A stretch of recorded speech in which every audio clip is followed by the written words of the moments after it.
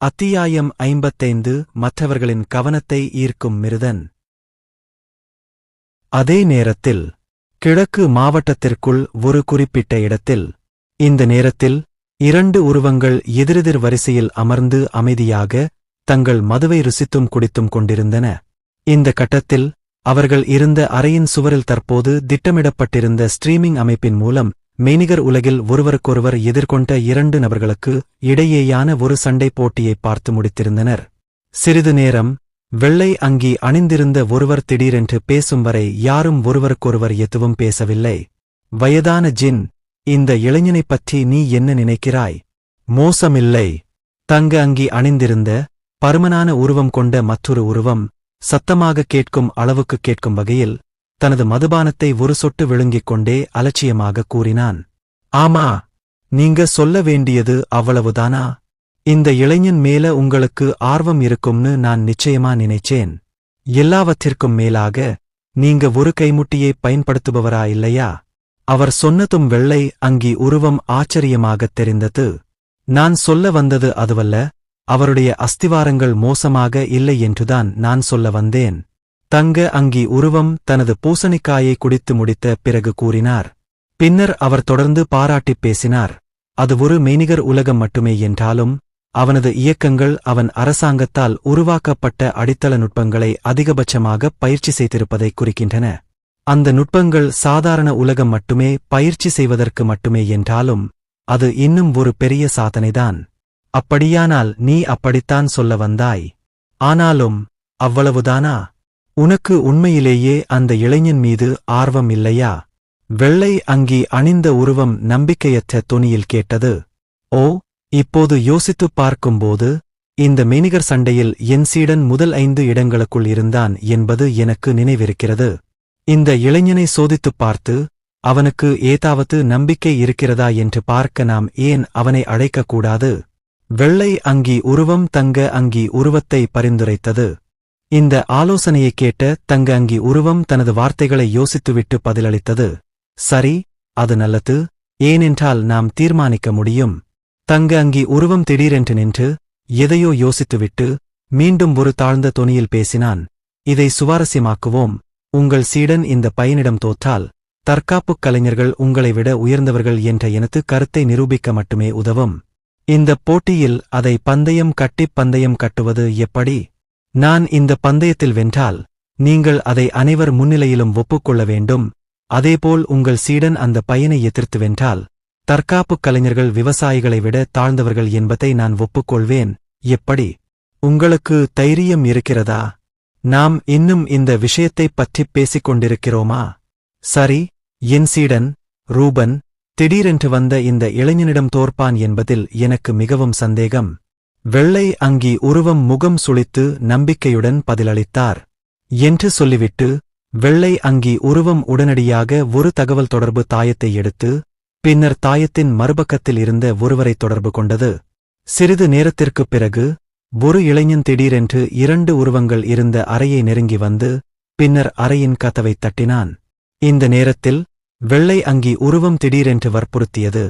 என் அன்பான சீடரே ரூபன், உள்ளே வா. ஆம். பதிலளித்த பிறகு அந்த இளைஞன் மெதுவாகக் கதவைத் திறந்து அறையின் மண்டபத்தின் வழியாக வேகமாக நகர்ந்த போதிலும் அறையில் எந்த சத்தமோ எழுப்பாமல் மென்மையான ஆனால் விரைவான அடிகளுடன் உள்ளே நடந்தான். இதைப் பார்த்த தங்க அங்கி உருவம் பாராட்டினார். மோசம் இல்லை. உங்களுக்கு உண்மையிலேயே ஒரு நல்ல சீடர் இருக்கிறார். என் சீடரும் உங்களைப் போலவே குணநலன்களில் சிறந்தவராக இருக்க முடிந்தால் போதும். இதை புகழ்ந்து பேசத் தேவையில்லை. அவரது புகழை கேட்டதும் வெள்ளை அங்கிக்காரர் மனதாரச் சிரித்தார். டேய் லூசு, நான் ஏன் உன்னை புகழ்ந்து பேச வேண்டும்? நான் உன் சீடனைப் பற்றிப் பேசுகிறேன், உன்னைப் பற்றி அல்ல.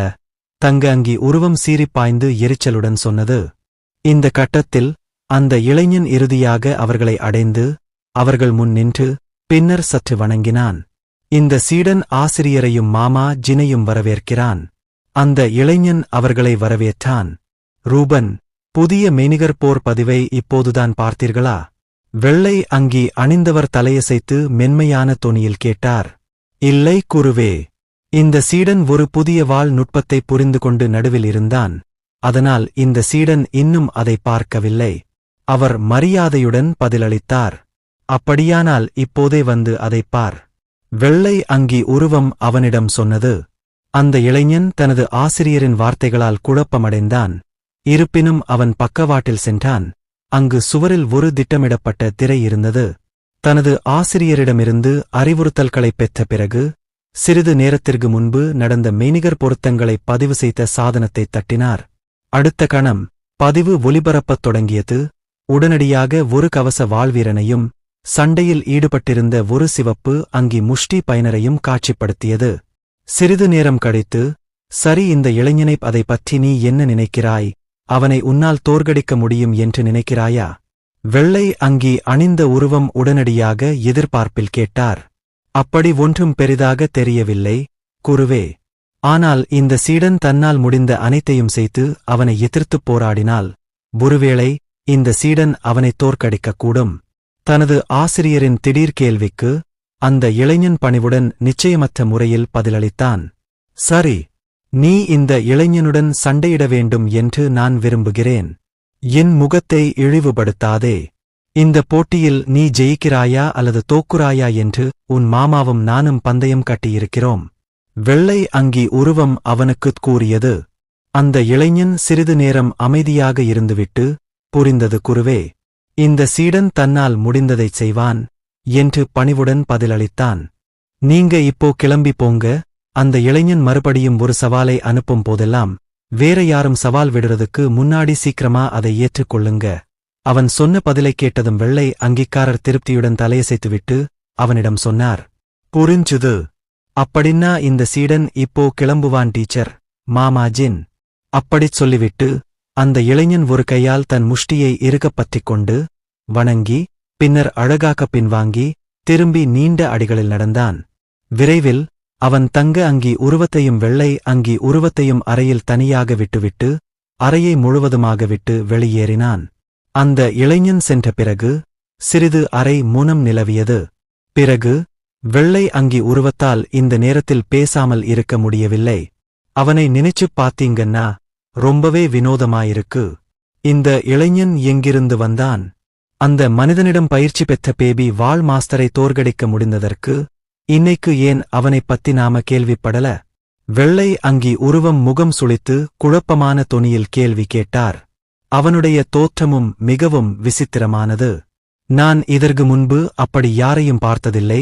தோற்றங்களை மாற்றும் பல உள்ளார்ந்த திறன்கள் இருந்தபோதிலும் அவனது தோற்றம் இன்னும் மிகவும் மர்மமாகவே அல்லது தனித்துவமானதாகவோ எனக்குத் தோன்றுகிறது. தங்க அங்கி உருவம் அவர் சொல்வதை ஒப்புக்கொண்டது. அது சரி, நானும் அப்படித்தான் நினைக்கிறேன். அவனுடைய தோற்றம் உண்மையிலேயே தனித்துவமானது. வெள்ளை அங்கி உருவமும் தங்க அங்கி உருவத்தின் கூற்றுடன் உடன்பட்டது. அவர் உடனடியாக சிறிது நேரம் யோசித்தார்.